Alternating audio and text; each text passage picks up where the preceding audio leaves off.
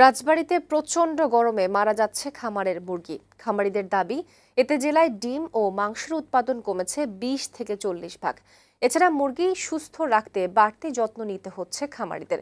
এমন পরিস্থিতি চলতে থাকলে অনেক খামারি বড় লোকসানের মুখে পড়বে বলে জানান সংশ্লিষ্টরা। রাজবাড়ীর সংবাদদাতা আজুজ শিকদারের তথ্যচিত্রে আফরোজা সুলতানার প্রতিবেদন। তীব্র দাবদাহের কারণে রাজবাড়ীতে হিটস্ট্রোকে মারা গেছে খামারের মুরগি। অনেক খামারে মুরগি সুস্থ রাখতে ঘরের চালে মোটরের মাধ্যমে সার্বক্ষণিক পানি ছিটানোর পাশাপাশি বাড়তি ফ্যানের ব্যবস্থা করেছেন। এছাড়াও তাপ সহনশীল করতে মুরগিকে খাওয়ানো হচ্ছে ভিটামিন সি জাতীয় নানা ঔষধ।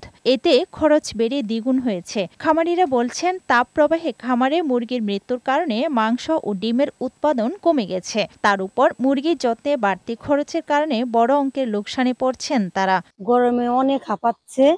হাঁপানোর কারণে আমাদের মালিক পক্ষ হেরা কোনোভাবে এই মুরগি ঠিক রাখতে পারতেছে না, প্রোডাকশন ভালোভাবে দিতে পারতেছে না এবং লোকজনের বেশি দেওয়া লাগতেছে, খরচ আমাদের বেশি পড়তেছে।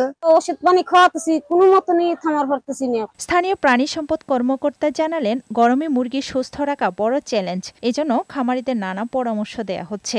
শীতল বা স্বাভাবিক তাপমাত্রার পানি যাতে সরবরাহ করা হয় এবং খোলামেলা পরিবেশে যত বড় প্রাণীগুলোকে রাখা যায় এবং মুরগির ক্ষেত্রে পর্যাপ্ত পরিমাণ বাতাস চলাচলের ব্যবস্থা যাতে রাখা যায়। পরিস্থিতির উন্নতি না হলে জেলার পোল্ট্রি শিল্প বড় ক্ষতির মুখে পড়বে বলে মনে করছেন সংশ্লিষ্টরা। রাজবাড়ীতে ছোট বড় মিলিয়ে প্রায় ১৫০০ মুরগির খামার রয়েছে।